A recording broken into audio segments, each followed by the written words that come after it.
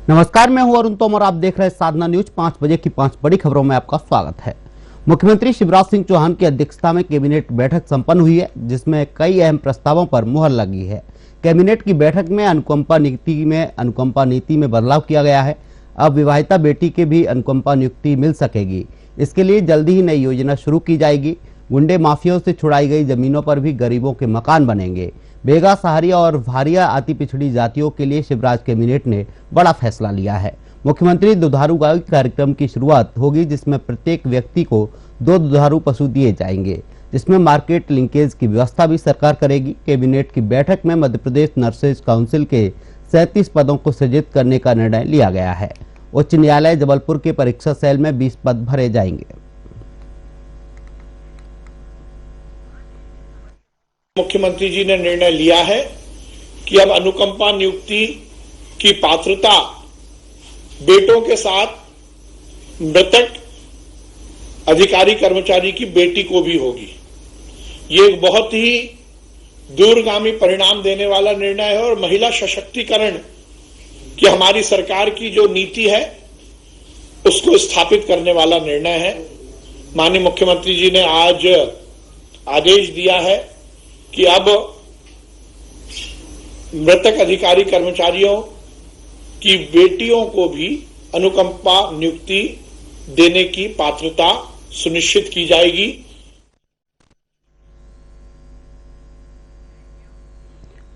इस खबर पर हमारे साथ सीनियर रिपोर्टर अमीन बेग जी जुड़ चुके हैं। अमीन जी, शिवराज सिंह चौहान की जो अध्यक्षता में कैबिनेट की बैठक संपन्न हुई है, इसमें क्या क्या प्रस्ताव रखे गए हैं? देखिए, बिल्कुल शिवराज कैबिनेट की हर मंगलवार को महत्वपूर्ण बैठक होती है और मध्य प्रदेश से जुड़े हुए कई मुद्दों पर जो है खासतौर पर उसके प्रस्ताव बनकर उसको कैबिनेट में रखा जाता है, वो फिर पास होते हैं। अगर आज की कैबिनेट की बात कर ली जाए तो कई महत्वपूर्ण प्रस्ताव पर हरी झंडी मिली है। सबसे महत्वपूर्ण प्रस्ताव था वो था अनुकंपा। पुत्रों को तो अनुकंपा नियुक्ति का प्रावधान पहले से ही है, लेकिन जो विवाहिता पुत्रियां हैं उनको लेकर जो है आज मध्य प्रदेश सरकार ने बड़ा फैसला लिया है। हालांकि एक पर्टिकुलर मामला ये था, उसका प्रस्ताव कैबिनेट में लाया गया था। आर्थिक एवं सांख्यिकी विभाग के अपर संचालक जो RS राठौड़ थे, उनकी पुत्री श्रद्धा मालवीय का ये मामला था जिसको कैबिनेट में रखा गया। क्या उनको अनुकंपा नियुक्ति दी जाए, उसको लेकर एक प्रस्ताव बनाया गया था और आज कैबिनेट में उस प्रस्ताव को पास किया गया। यानी कि जो श्रद्धा मालवीय है उनको अपने पिता का देहांत होने के बाद अनुकंपा नियुक्ति दी जाएगी। लेकिन साथ ही मुख्यमंत्री ने एक बड़ा ऐतिहासिक फैसला इस पर लिया। उन्होंने कहा कि ये एकमात्र जो प्रस्ताव है इसको हम चाहते हैं कि बड़े तौर पर जो है सभी मामलों में जो है लिया जाए। खासतौर पर जो विवाहिता पुत्रियां होती हैं उन सभी को अनुकंपा नियुक्ति मिलनी चाहिए। इस तरह की वो मंशा रखते हैं और एक ऐसी योजना बनाई जानी चाहिए जिसमें जो पुत्रियां हैं उनको भी अनुकंपा नियुक्ति मिल जाए। तो इसको लेकर मुख्यमंत्री ने एक बड़ी बात की, एक बड़ा निर्देश, एक आदेश दिया कि एक मूर्त रूप इसको दिया जाए, ताकि जो है लड़कियां जो हैं जिनकी शादियां हो जाती हैं, अगर उनकी फैमिली चाहे तो उनको भी इसमें नियुक्ति मिल सकती है। तो कह सकते हैं कि एक बड़ा ऐतिहासिक फैसला जो है अनुकंपा नियुक्ति में शिवराज सरकार ने लिया है और जल्द ही मुझे लगता है कि इसको लेकर एक योजना जो है वो बनाई जाएगी, कैसे इसको अमली जामा पहनाया जाए। क्योंकि जब विश्वास सारंग जो मंत्री हैं, जब वो इसकी ब्रीफिंग कर रहे थे, तब उनसे सवाल भी पूछा गया था कि ये क्या इतना आसान रहने वाला। तो उन्होंने कहा कि इसलिए हम इतना टाइम ले रहे हैं क्योंकि इसमें सारे इफ एंड बट्स देखने होंगे कि अगर विवाहिता पुत्री को नियुक्ति दी जाती है तो कोई परिवार में कोई विवाद तो नहीं होगा, किसी तरह की कोई परेशानी तो नहीं होगी। तो एक तरीके की एक ऐसी योजना बनाई जाएगी कि सभी की सहमति से जो है ये फैसला लिया जाए। दूसरी अगर बड़ी बात कर ली जाए तो दूसरा एक बहुत महत्वपूर्ण फैसला जो इस कैबिनेट की बैठक में लिया गया, वो फैसला ये है कि जो हाल ही के दिनों में जो गुंडे बदमाशों से जो जमीनें छुड़ाई गई थी वो अब गरीबों को दी जाएंगी। यानी कि उन जमीनों पर गरीबों को मकान दिलाकर बनाए जाएंगे और उनको दिए जाएंगे। शहर और गांव के हिसाब से अलग अलग ये तरीके से नियम होंगे। शहरी इलाकों में जो है बिल्डिंग्स बनाकर अब जो है वो बनाकर गरीबों को दिए जाएंगे, और गांव जो छोटे इलाके हैं जहां पर बड़ी जमीनें हैं तो वहां पर प्लॉट्स जो हैं वो उनको दिए जाएंगे। तो एक बड़ा महत्वपूर्ण डिसीजन इसको माना जा रहा है, क्योंकि पिछले दिनों हमने देखा कि गुंडे बदमाशों से जमीनें छुड़ाई गई, अतिक्रमण जो था उसको ध्वस्त किया गया, और जमीनें जो खाली हुई हैं उस पर अब गरीबों को मकान बनाकर दिए जाएंगे। इसके अलावा अगर बात कर ली जाए तो एक और बहुत महत्वपूर्ण फैसला जो है सरकार ने लिया जो अति दलित जातियां हैं उनके लिए बहुत महत्वपूर्ण फैसला सरकार ने लिया है, खासतौर पर शहरिया उनके लिए जो है मुख्यमंत्री दुधारू कार्यक्रम की शुरुआत की जाएगी।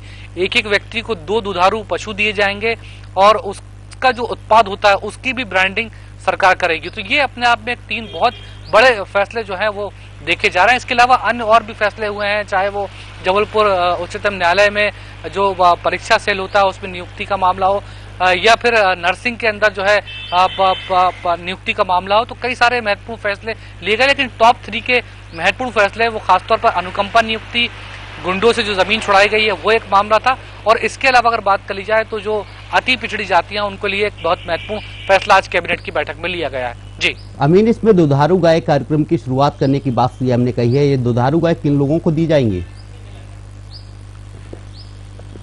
देखिए, चूंकि ये एक लिस्ट जो है आज कैबिनेट की बैठक में दी गई थी, खासतौर पर अगर बात कर ली जाए तो बेगा, सहरिया, भारिया ये अति पिछड़ी जातियां होती हैं, और लगातार सरकार ये कहती रही है कि इनके जीवन यापन करने के लिए सरकार को व्यवस्था करनी होगी, और उनके जीवन यापन के लिए ही एक जो है व्यवस्था की गई है। खासतौर पर अगर इस पर बात कर ली जाए तो 2 दुधारू पशु जो है, खासतौर से गाय का भी इसमें जिक्र किया गया है, और जो भैंस होती है उसका भी जिक्र किया गया है।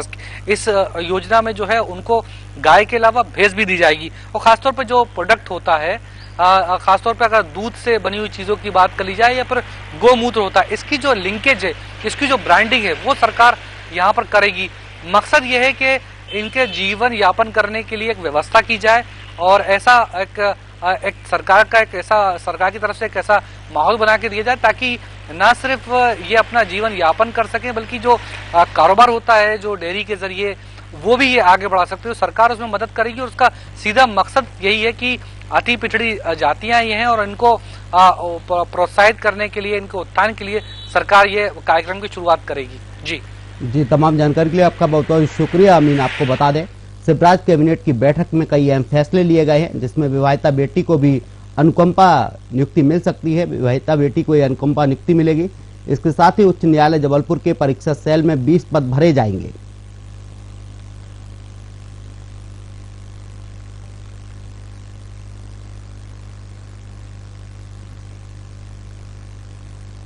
छत्तीसगढ़ में आरएसएस प्रमुख मोहन भागवत के बयान को लेकर सियासत तेज हो गई है। वहीं मुख्यमंत्री भूपेश बघेल ने तंज कसते हुए कहा कि मोहन भागवत कहते हैं कि पंडितों ने जाति व्यवस्था बनाई है। प्रधानमंत्री कहते हैं हिंदू धर्म नहीं जीवन शैली है। ऐसे बयानों पर कुछ लोग एफआईआर कराते थे। आखिरकार ब्राह्मणों के खिलाफ ऐसी बातें हो रही है तो ये संगठन चुप क्यों है? जाति शब्द ज्ञाति से बना है। जो जिस काम का ज्ञान रखते हैं वह जाति माना जाता है।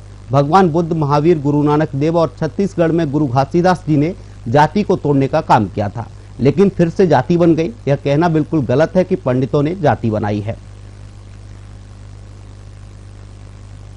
देखिए, ये एक तरफ कहते हैं कि पंडितों ने बनाई, मोहन भागवत जी बोल रहे हैं। प्रधानमंत्री नरेंद्र मोदी कहते हैं कि हिंदू कोई धर्म नहीं है। आपको वीडियो भेज दूंगा मैं। वो जीवन जीने की शैली धर्म नहीं है। तो ये इस प्रकार से बात करने वाले लोग, अब तो मैं कहना चाहूंगा कि बहुत लोग एफआईआर कराते थे। पहले मेरे पिताजी के खिलाफ एफआईआर कराया, हमने तो उसकी गिरफ्तारी भी की, लेकिन अब वो तथाकथित संगठन है वो चुप क्यों है? यदि ब्राह्मणों के खिलाफ यदि इस प्रकार से बात हो रही है तो फिर वो संगठन जो खूब हल्ला करती थी वो चुप क्यों है? देखिए, एक तरफ का। इस खबर पर हमारे साथ छत्तीसगढ़ से सीनियर रिपोर्टर आकांक्षा तिवारी लाइव जुड़ चुकी हैं। आकांक्षा, छत्तीसगढ़ में आरएसएस प्रमुख मोहन भागवत के बयान को लेकर सियासत गरमाई हुई है। बिल्कुल, देखिए, बीते दिनों मुंबई में हुए एक बयानबाजी के दौरान मोहन भागवत का जिस प्रकार से बयान जाति व्यवस्था को लेकर के आया था, अरुण आपको भी याद होगा, उनका ये भी कहना रहा कि जाति और वर्ण ये इसकी श्रेणी पंडित बनाते हैं, यानी कि सीधे तौर पर हम कहें तो ब्राह्मणों को उन्होंने टारगेट करता हुआ एक बयान दिया। हालांकि इस बयान से कहीं ना कहीं भाजपा जरूर बचते हुए नजर आई है, लेकिन लगातार छत्तीसगढ़ में जारी सियासत के मध्य कांग्रेस इस मसले को लेकर के केंद्र सरकार, भाजपा और इसके अलावा आरएसएस पर सीधे तौर पर तंज कस रही है। आज मुख्यमंत्री भूपेश बघेल का भी बयान सामने आया है। उनका साफ तौर पर कहना भी रहा कि जाति व्यवस्था को लेकर के किसी एक पक्ष को टारगेट करना और इस प्रकार से बात करना, ये सीधे तौर पर गलत है। उन्होंने केंद्र सरकार का उदाहरण भी यहाँ पे दिया। उनका कहना भी रहा कि केंद्र सरकार लगातार कहती है कि धर्म, जो जाति और धर्म है, ये पूजनीय है। उनका ये भी कहना रहा कि धर्म जीवन शैली को दर्शाता है। खासतौर पर हिंदू धर्म का उन्होंने जिक्र किया है और उनका कहना रहा कि हिंदू धर्म जो है वो जीवन शैली को दर्शाता है। इस प्रकार की बात केंद्र सरकार यानी कि भाजपा कहती रही है, लेकिन आरएसएस इस प्रकार से बयानबाजी करती है। ऐसे भी कई बयानबाजियां धर्म और संस्कृति को लेकर के पहले भी हुए हैं और उसमें पहले जब ये बयानबाजियां होती थी तो कई ऐसे संगठन थे जो एफआईआर दर्ज करवाते थे। उन्होंने अपने पिता का भी जिक्र किया। एक प्रकरण में छत्तीसगढ़ में जब जाति और धर्म का मामला उठा था तो इस दौरान पे उन्होंने एक एफआईआर का जिक्र करते हुए बताया कि मेरे स्वयं के पिताजी को भी एफआईआर दर्ज उन पर कराई गई थी और हमने गिरफ्तार किया था। तो इसी प्रकार की कार्रवाई वो तमाम संगठन आखिर आज क्यों नहीं करते हैं? आज क्यों वे सभी संगठन जो पहले आवाज बुलंद करते थे वे चुप हो चुके हैं? सीधे तौर पर भाजपा पर भी उन्होंने कटाक्ष यहाँ पे किया है अरुण, कि भाजपा भी जाति और धर्म के मसलों को कहीं ना कहीं राजनीति से जोड़ती है और इस मसले को लेकर के ही वे राजनीति करते हैं। बीते दिन हमने एक खास चर्चा भी की थी धर्मगुरु से और इस खास मसले पर जब हमने उनसे भी रायशुमारी की तो सीधे तौर पर धर्मगुरु का ये भी कहना रहा अरुण कि जो राजनीतिक दल होते हैं वो राजनीतिक दल सीधे तौर पर ध्रुवीकरण की राजनीति करते हैं, यानी कि बांटते हुए लोगों को जाति और धर्म में बांटते हुए वोट को बटोरने की कोशिश जो है राजनीतिक दलों की होती है। तो एक गंभीर बात यहाँ पे धर्मगुरु की ओर से बहरहाल छत्तीसगढ़ में अभी भी इस पूरे मसले को लेकर के एक राजनीति, एक सियासत जरूर देखने को मिल रही है और इस जो सियासत है, सियासत के मध्य मुख्यमंत्री भूपेश बघेल का एक बयान जिसमें उन्होंने साफ तौर पर कहा है कि जाति व्यवस्था पर इस प्रकार की टिप्पणी करना ये बिल्कुल गलत है। जी आकांक्षा, अगर जाति व्यवस्था पर टिप्पणी की गई है तो उसके खिलाफ कांग्रेस सरकार एफआईआर क्यों नहीं करा रही है? कांग्रेस को एफआईआर कराना चाहिए। बिल्कुल, देखिए कांग्रेस इसमें एफआईआर जरूर करा सकती है, लेकिन कांग्रेस का ये भी यहाँ पे मत है कि जिस संगठन यानी कि जिस जाति धर्म पर इस प्रकार की टिप्पणी की गई है, इससे पहले भी जब टिप्पणी की जाती थी तो वह संगठन, वो जाति, वो धर्म लगातार इस मसले को आवाज बुलंद करते हुए इस पे एफआईआर दर्ज कराती थी। मैंने पहले ही बताया कि कैसे मुख्यमंत्री ने अपने ही पिता का यहाँ पे उदाहरण दिया कि जब उनके पिताजी ने इस प्रकार की बातें कही थी तो उन पर उस संगठन ने यानी कि उस धर्म के संगठन ने आवाज बुलंद की थी और एफआईआर दर्ज करवाई थी। इससे पालन करते हुए उनके पिता की गिरफ्तारी भी यहाँ पे की गई थी। तो इसी प्रकार से जब आज इस पूरे मसले पर बातचीत हो रही है और एक गंभीर आरोप लगाया जा रहा है एक विशेष जाति वर्ग को टारगेट करते हुए, जाति व्यवस्था की बात करते हुए, तो आज भी आरएसएस प्रमुख पर एक एफआईआर होनी चाहिए। सीधे तौर पर इशारा यहाँ पे मुख्यमंत्री ने किया है कि अब आखिर वो तमाम लोग जो पहले आवाज बुलंद करते थे वे आखिर आज चुप क्यों हैं? आज भी उन्हें अपनी आवाज उसी प्रकार से बुलंद करानी चाहिए और उसी प्रकार से एफआईआर यानी कि कार्रवाई की मांग करी जानी चाहिए। जी आकांक्षा, सवाल तो यही है कि वो एफआईआर आखिर कराएगा कौन? छत्तीसगढ़ में कांग्रेस की सरकार है तो कांग्रेस को ही वो एफआईआर करानी चाहिए। आखिर सीएम किसकी कहना चाहते, कौन मोहन भागवत के खिलाफ एफआईआर कराएगा? बिल्कुल, देखिए जिस प्रकार से एक विशेष जाति को लेकर के टिप्पणी है और जो बयान भी है आपने सुना होगा अरुण, जिसमें मोहन भागवत साफ तौर पर कह रहे हैं कि पंडित, जो पंडित वर्ण है, जो पंडित है, उन्होंने ही जाति और वर्ण की श्रेणी बनाई है। इससे पहले कहीं भी देश में या पूरे विश्व में जाति या वर्ण नहीं थे, लेकिन जैसे ही पंडितों का आगमन हुआ और उन्होंने इस जाति वर्ण को खड़ा किया है, जाति वर्णों को तैयार किया है। ये एक बयान यहाँ पे जाहिर सी बात से सामने आया है और इस बयान के बाद सीधे तौर पर एक जो राजनीति है वो इस वक्त चरम पर होते हुए नजर आ रही है। और इसी विषय का हम लगातार जिक्र कर रहे हैं, जहाँ पे मुख्यमंत्री भूपेश बघेल ने भी इस मसले का जिक्र किया है।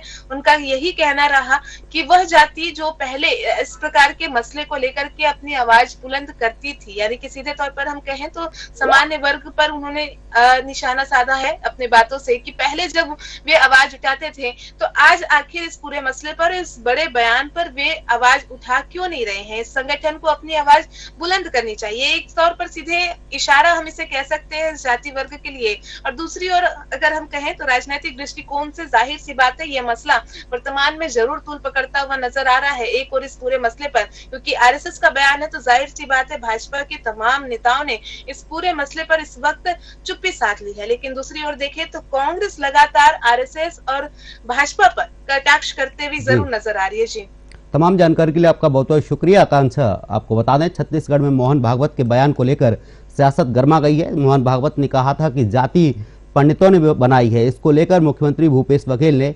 एफआईआर कराने की बात कही है। मुख्यमंत्री भूपेश बघेल ने कहा है कि आखिरकार वो लोग कहां गए जो एफआईआर करने की बात कहते थे।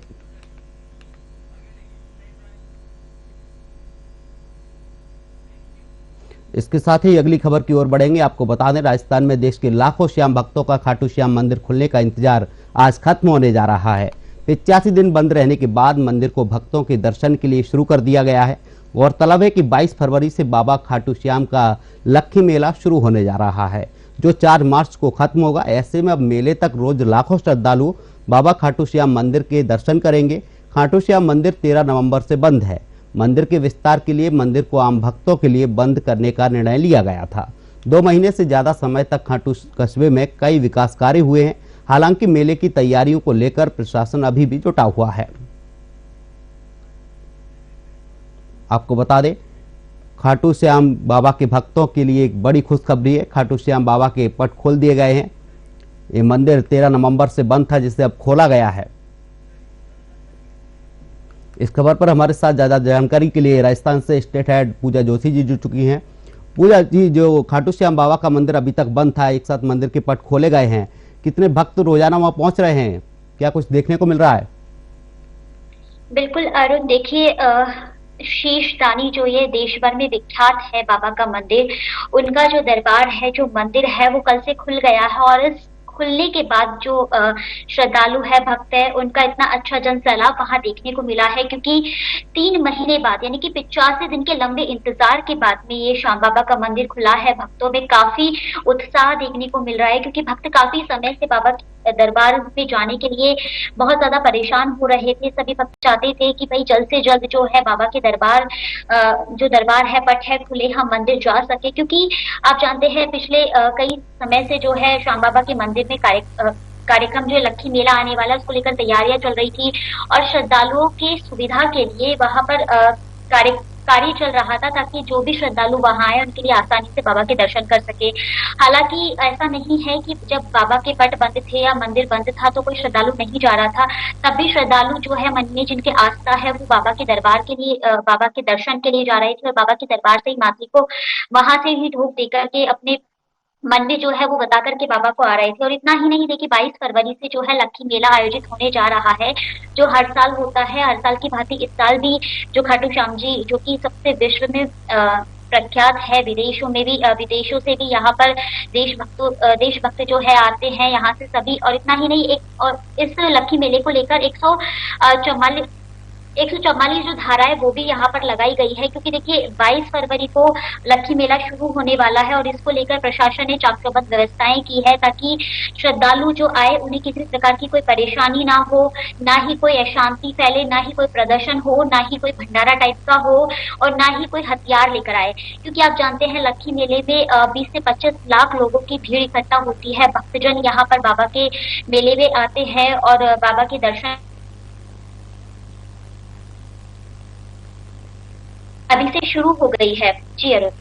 पूजा जी, ये लक्खी मेला जो लगता है कितने दिनों तक चलता है, यहाँ कितने श्रद्धालु आते हैं रोजाना? बिल्कुल, देखिए श्रद्धालुओं की अगर हम बात करें तो काफी हद तक जो श्रद्धालु यहाँ आते हैं, क्योंकि श्याम बाबा कहा जाता है हारे का सहारा है, और हार कर जो हार जाता है वही श्याम बाबा के दरबार में जाता है। और अभी तो कलयुग के देवता ही श्याम बाबा है। हर किसी के मुंह से आप देखेंगे तो यही नाम निकलेगा, जय श्री श्याम, क्योंकि बाबा का बहुत ज्यादा क्रेज लोगों में देखा गया, बहुत ज्यादा आस्था है, बाबा को लोग बहुत ज्यादा मानने लगे हैं। दूर दूर से बाबा के दर्शन के लिए यहाँ लोग आते हैं, और 3 महीने बाद में 85 दिन बाद में ये जो पट भगवान के खुले हैं बाबा के दर्शन के लिए, लोगों को जब से ये पता लगा तब से लाखों की संख्या में, हजारों की संख्या में श्रद्धालु यहाँ आ रहे हैं। और इतना ही नहीं, 22 फरवरी से ये जो लक्खी मेला है वो आयोजित होने जा रहा है, और जो ये 22 फरवरी से 4 मार्च तक ये मेला आयोजित होगा। जी तमाम जानकारी के लिए आपका बहुत बहुत शुक्रिया पूजा जी। आपको बता दें, खाटू श्याम बाबा के पट खोल दिए गए हैं। 85 दिन बंद रहने के बाद ये पट खोले गए हैं। हालांकि मेले को देखते हुए 144 लागू की गई है, क्योंकि यहाँ रोजाना लाखों श्रद्धालु बाबा खाटू श्याम मंदिर में दर्शन करने के लिए पहुंचते हैं।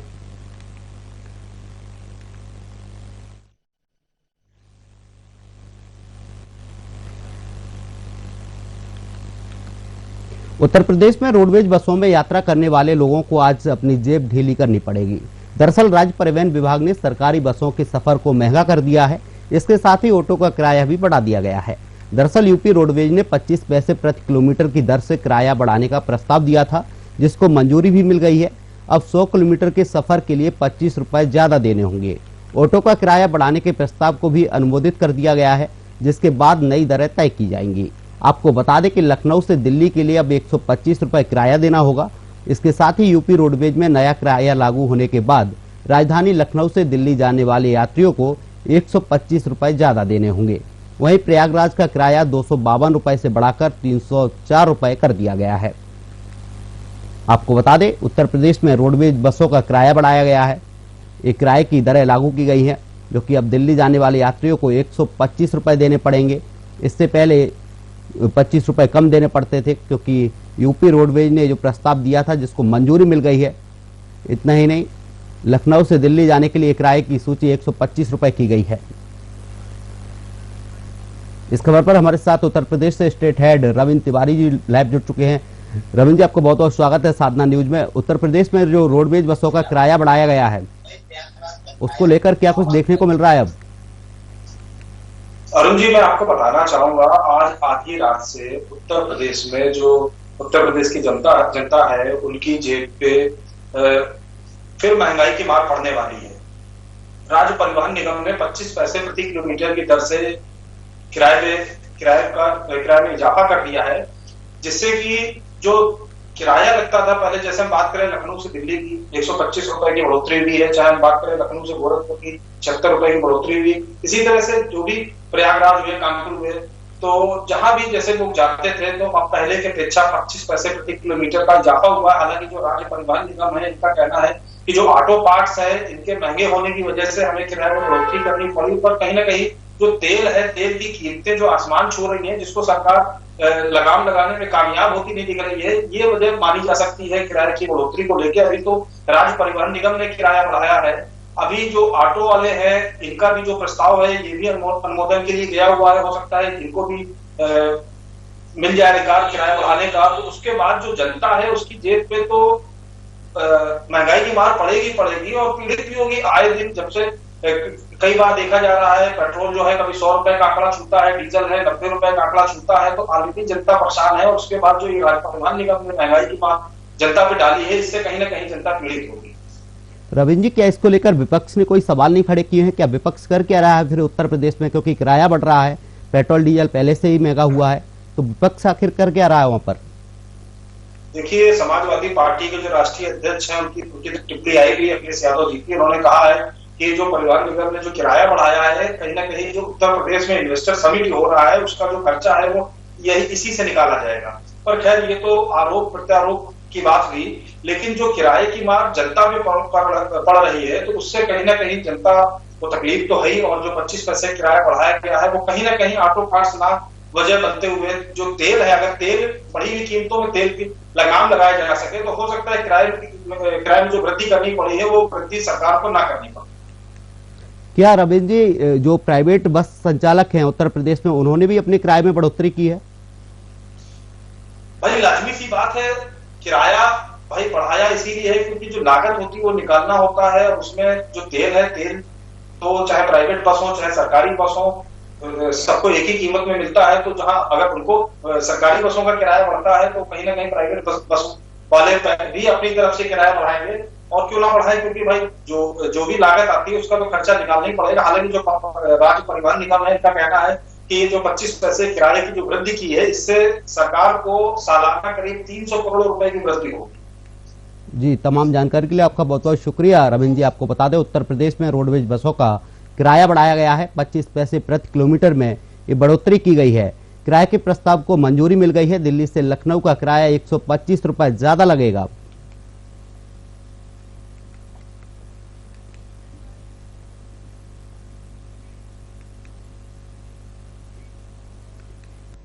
बल्लभगढ़ के 62 और 64 की डिवाइडिंग रोड इस समय अपनी दुर्दशा पर आंसू बहा रही है। इस रोड पर हजारों वाहनों की आवाजाही प्रतिदिन होती है। सड़क पूरी तरह से जगह जगह से टूटी हुई है। करीब 1.5 से 2 फुट के गड्ढे सड़क में बने हुए हैं, जिसके कारण न केवल वाहन चालकों को परेशानी होती है बल्कि कई बार दुर्घटनाएं भी होती रहती हैं। यहाँ पर रहने वाले लोगों का कहना है कि टूटी हुई सड़क के कारण दिन भर धूल उठती है, आए दिन दुर्घटनाएं भी होती हैं। हरियाणा शहरी विकास प्राधिकरण द्वारा इस रोड को बनाने के लिए कई बार शिकायतें भी की गईं, लेकिन पिछले कई सालों से लोगों का यहां से निकलना परेशानी का कारण बन रहा है।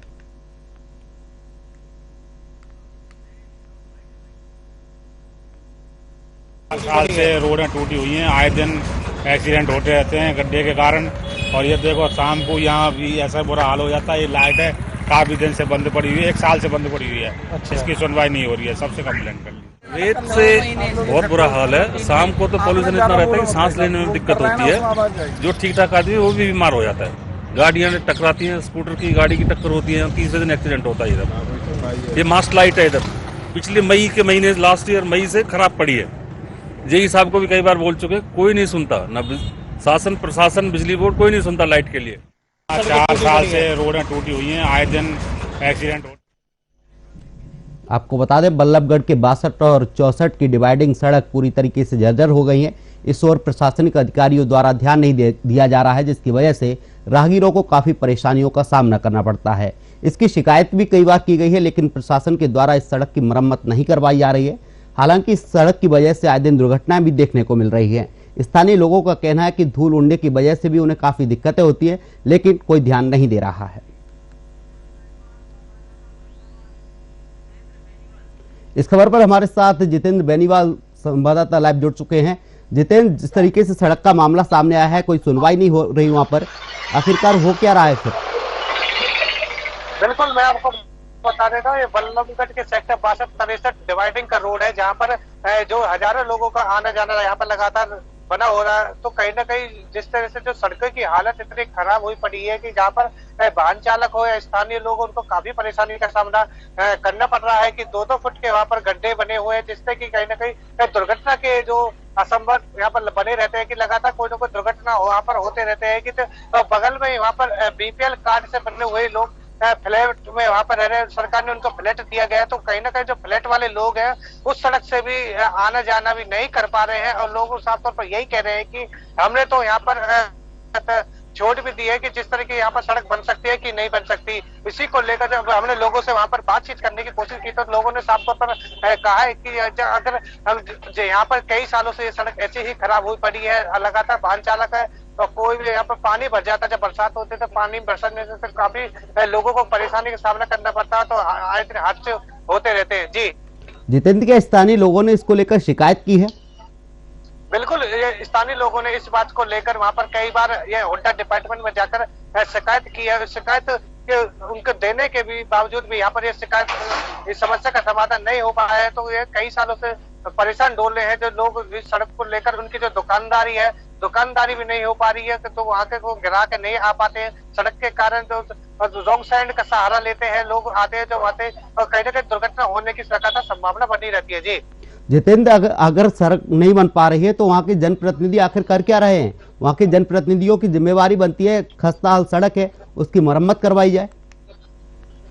बिल्कुल, जिस तरीके से जब हमने वहाँ के जो लोगों से बातचीत की तो उन्होंने साफ तौर पर यही बताया कि जब आने वाले 2024 के जो चुनाव है तो इस चुनाव के बावजूद भी यह सड़क नहीं बन पा रही है, तो किस तरह की सरकार क्या वहां पर कर पाएगी? वोट किस नाम से वोट हमसे मांगेंगे? लगातार उनका साफ तौर पर यही कहना है कि हम तो इतने परेशान हैं यहाँ पे, इतने सड़क को लेकर, तो लगातार जो सड़क वहां पर गड्ढे बने पड़े हैं और रॉन्ग साइड का लोग सहारा लेते हैं गड्ढे से बचने के लिए। तो जिस तरह की कोई दुर्घटना की संभावना बनी रहती है, वहां पर आए दिन कोई ना कोई गिरता रहता है और लोग इतने परेशान है दिखाई दे रहे हैं कि साफ तौर पर, और मंत्रियों का आए दिन यहाँ से गुजरना भी रहता है, तो कभी तो उनकी सड़क अब भी नहीं बन पा रही है। जी क्या जितेंद्र, इसको लेकर प्रशासनिक अधिकारियों की तरफ से कोई आश्वासन दिया गया है, उनकी तरफ से कुछ कहा गया है? बिल्कुल, आए दिन कोई ना कोई प्रशासन की जब वहां से शिकायत लगे तो उन्होंने सब यही सब वहां तक बोला कि ये जल्दी ही आपकी जो समस्या का समाधान करवा देंगे। तो उसके बावजूद भी अभी तक कोई समस्या का समाधान वहां पर नहीं किया गया, नहीं उनकी अभी तक कोई ऐसा आश्वासन नहीं दिया जा रहा कि जो जल्दी ही इनकी जो समस्या का समाधान हो जाएगा। जी, तमाम जानकारी के लिए आपका बहुत बहुत शुक्रिया जितेंद्र। आपको बता दें, हरियाणा के बल्लभगढ़ में सड़कों की हालत जर्जर है, इस ओर कोई ध्यान नहीं दे रहा है। स्थानीय रहवासियों का कहना है कि हालत सड़क की जर्जर होने की वजह से उन्हें परेशानियों का सामना करना पड़ता है। सड़क में 1 से 2 फीट गहरे गड्ढे हैं, जिसकी वजह से सड़क हादसा होने की भी उम्मीद बनी रहती है। 5 बजे की 5 बड़ी खबरों में फिलहाल के लिए इतना ही। आप देखते रहिए साधना न्यूज। नमस्कार।